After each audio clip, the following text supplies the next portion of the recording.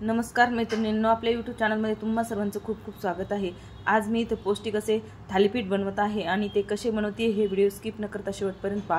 Video आवडला तर व्हिडिओला लाईक शेअर करा आणि आपल्या चॅनलवरती नवीन असाल तर चॅनलला सबस्क्राइब करा। तर बघा, एका भांड्यामध्ये मी इथे बारीक चिरलेला एक कांदा घेतलेला आहे, थोडीशी बारीक चिरलेली कोथिंबीर घेतलेली आहे, 1 वाटी गव्हाचं पीठ आणि 2 वाट्या ज्वारीचं पीठ घेतलेलं आहे। त्यानंतर यामध्ये मसाले घालून घ्यायचे। तर मसाल्यांमध्ये 1 चमचा लाल तिखट घेतलेले आहे, त्यानंतर 1 चमचा गोडा मसाला घातलेला आहे, घरी बनवलेला आहे मसाला। त्यानंतर चवीनुसार मीठ घातलेले आहे, त्यानंतर अर्धा चमचा हळद घातली इथे,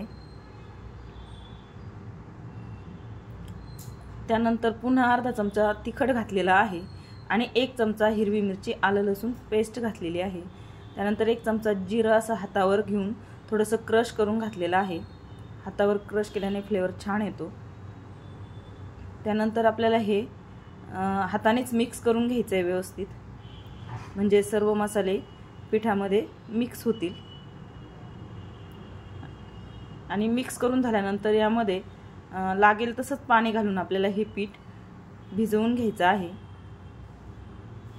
आणि पीठ भिजवताना आपल्याला यामध्ये 1 मोठा चमचा तेल घालून घ्यायचं आहे, म्हणजे आपले थालीपीठ जे आहे ते जरा नरम आणि छान होतील, एकदम मस्त।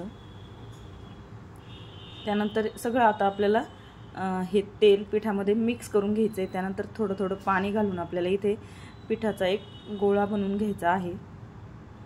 बघा, या पद्धतीने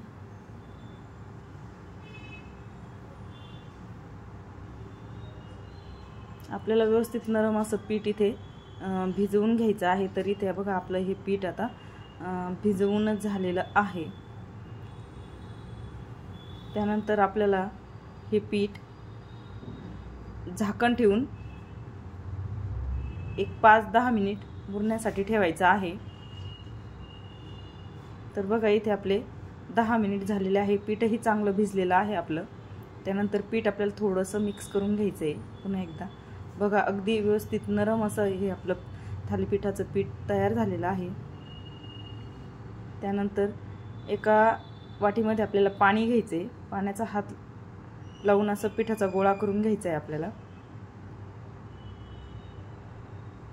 आपल्याला हवे त्या आकाराचे आपण थालीपीठ बनवू शकतो।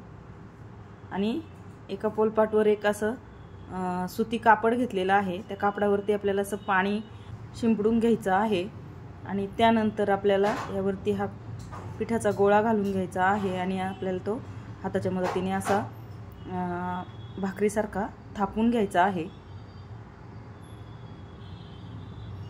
आपल्याला शक्य होईल तेवढा असा पातळ थापून घ्यायचा आहे।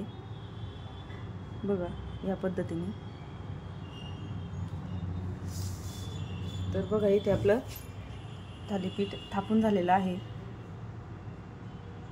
त्यानंतर आपल्याला गॅसवरती तवा ठेवलेला आहे आपण। नंतर तव्यावरती आपल्याला तेल घालून घ्यायचं 1 चमचाभर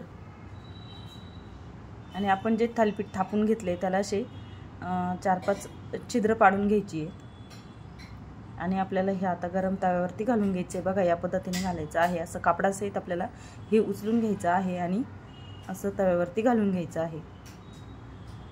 अगदी पारंपरिक पद्धतीचं हे थालीपीठ आहे आणि खूपच पौष्टिक असं हे थालीपीठ आहे, नक्की बनवून बघा। नंतर आपल्याला बघा, असं प्रत्येक छिद्रामध्ये आणि साईडने तेल सोडून घ्यायचं आहे, थोडंसं पाण्याचा शिपका मारून घ्यायचा आहे आणि त्यानंतर झाकण ठेवून 1 मिनिटभर आपल्याला हे शेकून घ्यायचं आहे।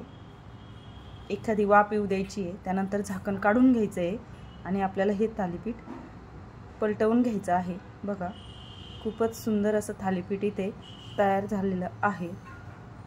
त्यानंतर दुसऱ्याही साईडने आपल्याला थोडंसं तेल घालून घ्यायचं आहे, असं प्रत्येक छिद्रामध्ये थोडं थोडं आणि साईडनेही आपल्याला तेल घालून घ्यायचं आहे। नंतर आपल्याला असं उलटपालट करत दोन्ही बाजूने व्यवस्थित थालीपीठ शेकून घ्यायचं आहे।